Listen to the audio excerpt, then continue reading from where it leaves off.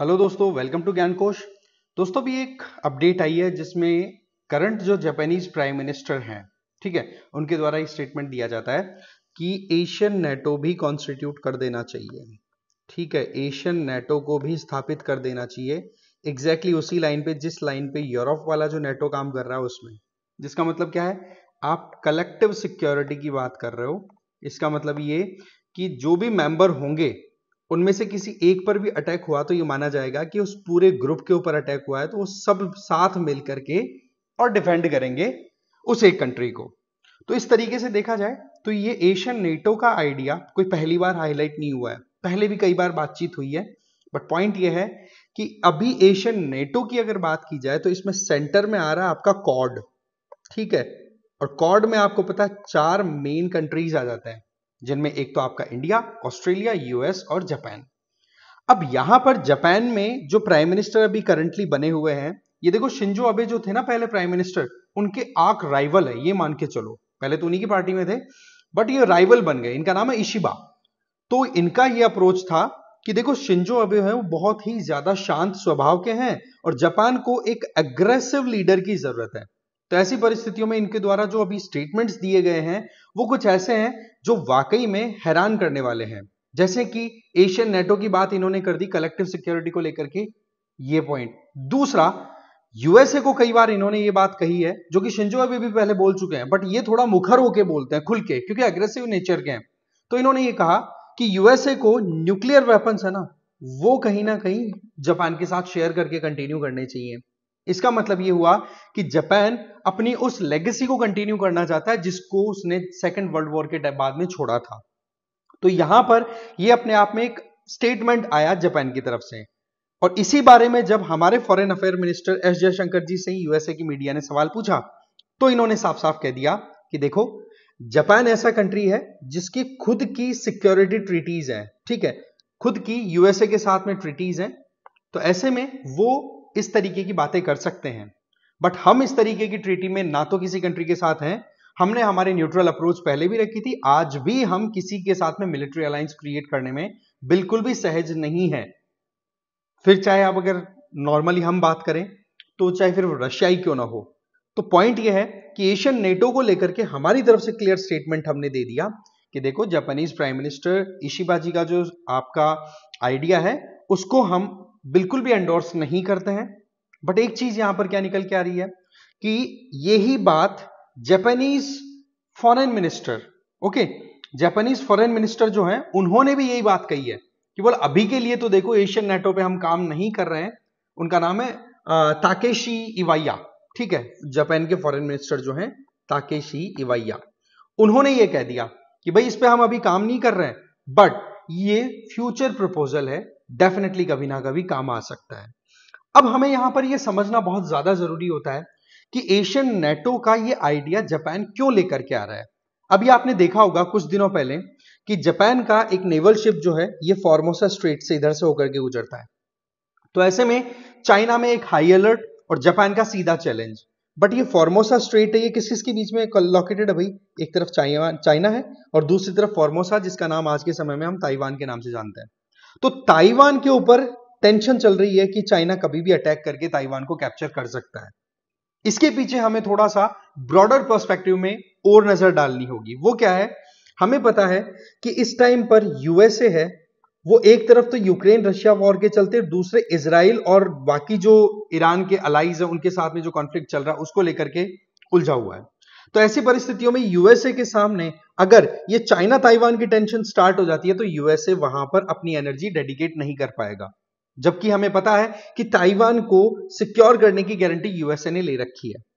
Similar manner में Japan के साथ में भी यूएसए की ट्रीटी हो रखी है जिसमें यह बात है कि जापान पे अगर कोई भी कंट्री अटैक करेगा तो यूएसए उसको डिफेंड करने के लिए आएगा। तो अब आप यहां पर यह बात समझिए कि जब दो फ्रंट्स पे यूएसए ऑलरेडी इनडायरेक्टली एंगेज्ड है तो तीसरा फ्रंट अगर खुलता है तो यूएसए बिल्कुल भी कंफर्टेबल नहीं होगा। तो यूएसए क्या चाह रहा है कि एक हब एंड स्पोक मॉडल तैयार हो जाए। इसका मतलब क्या, जिसके सेंटर में तो यूएसए हो और उसके आसपास के बाकी और जो लाइक माइंडेड कंट्रीज हैं वो इसके साथ में मिल जाएं, तो ऐसे में दो फ्रंट वाला जो कॉन्फ्लिक्ट है उसको तो यूएसए टैकल कर रहा है, पर तीसरा फ्रंट अगर चाइना के एग्रेशन के चलते दिखाई दे इंडो पैसिफिक रीजन में, तो वहां पर फिर यूएसए अपने ये अलाइज जो है एशियन नेटो वाले, इनके साथ में एंगेज करता हुआ और वहां पर चाइना को कंटेन कर ले। तो इस तरीके से यूएसए का ये इनडायरेक्ट एक अपना प्लान है, और इंडिया इस चीज को लेकर के बिल्कुल वाकिफ है कि देखो यूएसए जैसे कंट्रीज पे हम कंप्लीटली विश्वास नहीं कर सकते, हमें बहुत सोच समझ करके आगे चलना है। और सबसे बड़ी बात, इंडिया को खुद से जब भी डिफेंड करना होता तो इंडिया ने खुद से डिफेंड किया है। 1962 की लड़ाई हमने लड़ी चाइना से, नो डाउट उसमें हम बहुत बुरे तरीके से हारे, पर इसका मतलब ये थोड़ी ना है कि हम किसी को हमारे मतलब इंटरनल इश्यूज में या हमारी जो सिक्योरिटी चैलेंजेस है उनके अंदर हम किसी को एंट्री दे दें। नहीं तो क्या होगा कि यूएसए तो ग्लोबल पुलिस बन के डोलता है, घूमता है, तो ऐसी परिस्थितियों में वो पुलिस वाला काम अगर कहीं पर जाकर के यूएसए क्रिएट कर देता है, कहीं पर भी जाकर के किसी लड़ाई में इन्वॉल्व हो जाता है, तो फिर इंडिया के ट्रूप्स को भी उनको भेजना पड़ेगा। हम तो चलो किसी से लड़ाई नहीं करते, है ना, हमने किसी पे अटैक नहीं किया, तो हमें तो एशियन नेटो की इतनी जरूरत नहीं है जितनी की बाकी को है। तो ऐसे में बोले इंडिया की फोर्सेस को हमारे सैनिक, हमारे मिलिट्री पर्सनल्स दूसरे देश में जाकर के लड़ेंगे और वहां पर हमें उनकी जो नुकसान है वो हमें झेलना पड़ेगा। तो ऐसी चीजें मतलब इंडिया बिल्कुल भी इस चीज को लेकर के कंफर्टेबल नहीं है। जापान और यूएसए की जो ट्रीटी है उसकी बात मैं आपको ऑलरेडी बता चुका हूं। इसको लेकर के एस जयशंकर जी ने कह दिया कि देखो जापान के पास में तो ऐसा सिक्योरिटी आर्किटेक्चर है जहां पर वो यूएसए के साथ में इस तरीके से एंगेज करता है, जहां यूएसए ने गारंटी दे रखी है कि वो जापान को डिफेंड करेगा जब कभी भी कोई चैलेंज आएगा। बट वहीं पर इंडिया की बात करें तो इंडिया इस तरीके की ट्रीटीज में ना तो आज तक गया है और ना अब जाने की सोचता है। इंडिया खुद की सिक्योरिटी के लिए खुद अपने पैरों पे खड़ा हुआ है, क्योंकि स्ट्रेटेजिकली अगर देखें तो देखो इंटरनेशनल रिलेशंस के अंदर दोस्त और दुश्मन बदलते टाइम नहीं लगता है, कौन किसके साथ खड़ा हो जाए, हमें हमारे साथ खड़ा होना है, ये हमारा एकदम क्लियर विजन है, राइट। तो ये सारी चीजें क्या शो कर रही है कि कहीं ना कहीं यूएसए अपने कंधे का जो वजन है उसको डाइवर्सिफाई करना चाह रहा है। अच्छा, इसके पीछे एक इक्वेशन और बताना चाहूंगा मैं। देखो कि रशिया ने जब से यूक्रेन पे अटैक किया है तब से एक चीज क्लियर हो रही है कि रशिया अगर यूक्रेन को हरा देता है तो ये मान के चलो कि चाइना को फिर कॉन्फिडेंस मिलेगा और चाइना फिर ताइवान को भी अपने कैप्चर में करने की कोशिश करेगा। क्यों? क्योंकि रशिया कहीं ना कहीं यूएसएसआर की लेगेसी को कंटिन्यू करते हुए यूक्रेन को अपना हिस्सा मान सकता है। तो एग्जैक्टली चाइना भी तो बोल देगा ना कि ताइवान के अंदर जो लोग बैठे हैं वो चाइनीज है, हमारे ही हैं, तो ये टेरिटरी भी हमारी होगी। तो ये अपने आप में बड़ी एक पेचीदगी वाली परिस्थिति बनी हुई है यूएसए के लिए कि किसी भी हाल में यूक्रेन घुटने ना टेके, क्योंकि यूक्रेन के घुटने टेकने का मतलब अमेरिका के खिलाफ में एक इंटरनेशनल नैरेटिव क्रिएट हो जाएगा कि अमेरिका ने जिसको डिफेंड करने की बात की थी उसको डिफेंड नहीं कर पा रहा, तो ऐसी परिस्थितियों में ताइवान फिर बाद में कॉन्फिडेंस लूज कर देगा। तो ऐसे में जापान के जो न्यूली अपॉइंटेड प्राइम मिनिस्टर है इशिबा, वो कहीं ना कहीं एक अग्रेसिव अप्रोच दिखाना चाहते हैं, राइट। तो ये सारा सिनेरियो है वो आपको समझ में आना चाहिए। इंडिया का आपको मैंने एंगल बता ही दिया कि देखो बात ऐसी है, इंडिया अपनी इंडिपेंडेंट पॉलिसीज के साथ आगे बढ़ता है। और एक बड़ी इंटरेस्टिंग चीज कि 2014 में आप क्या देखते हैं कि जब ये एशियन नेटो की बातचीत हल्की फुल्की हाईलाइट होने लगी थी ना, तब उस टाइम पर जो ये इशिबा है ना, इन्होंने भी एक बात कही थी, बोले एशियन नेटो का फॉर्मुलेशन में आना बोले बहुत दूर की बात है। क्यों है जी? इसके पीछे कारण ये बताया कि सबसे पहली चीज, एशियन सिविलाइजेशन बहुत डिफरेंट है।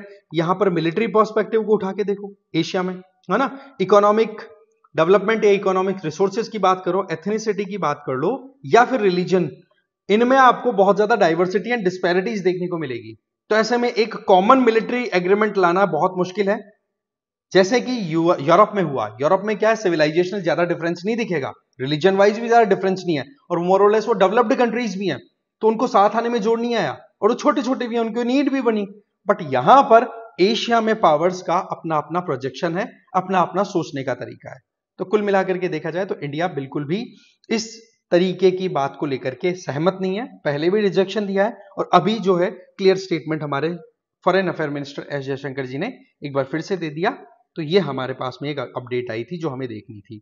अब आपको कॉर्ड से रिलेटेड ये क्वेश्चन है, इसको आंसर आपको दे देना है कमेंट बॉक्स में, ठीक है। तो देखो इस वीडियो में इतना ही था। Thank you very much for watching this video.